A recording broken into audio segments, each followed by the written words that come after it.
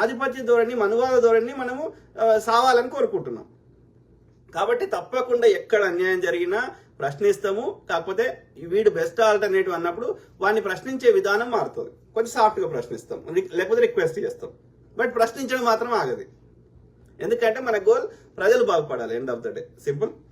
మన సంపద మనకే చెందాలి, మన బతుకులు మారాలి. చదువుకున్న ఎవరి క్వాలిఫికేషన్ తగ్గట్టు వాళ్ళకి పని కల్పించాలి. ఓకే, ఆ స్కిల్ సెట్ లేని వాళ్ళకి డిమాండ్ ఉన్న స్కిల్ సెట్ని వాళ్ళకి నేర్పియాలి.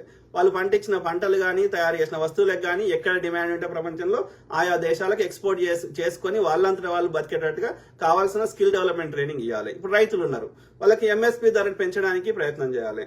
వాళ్ళకి మార్కెటింగ్ విదేశాలకి ఎక్కడైతే పంటలు పండాయో ఆ దేశాలకు ఎక్స్పోర్ట్ చేసుకునే దానికి వాళ్ళకి వెసులుబాటు కల్పించాలి. అంటే రైతు సంఘాలని ఐక్యం చేయాలి. అట్లనే వాళ్ళకి కోల్డ్ స్టోరేజ్ యూనిట్లు ఏర్పాటు చేసుకునే వ్యవస్థను ఏర్పాటు. ఏమేమి టెక్నాలజీ అభివృద్ధి అయిన దేశాలు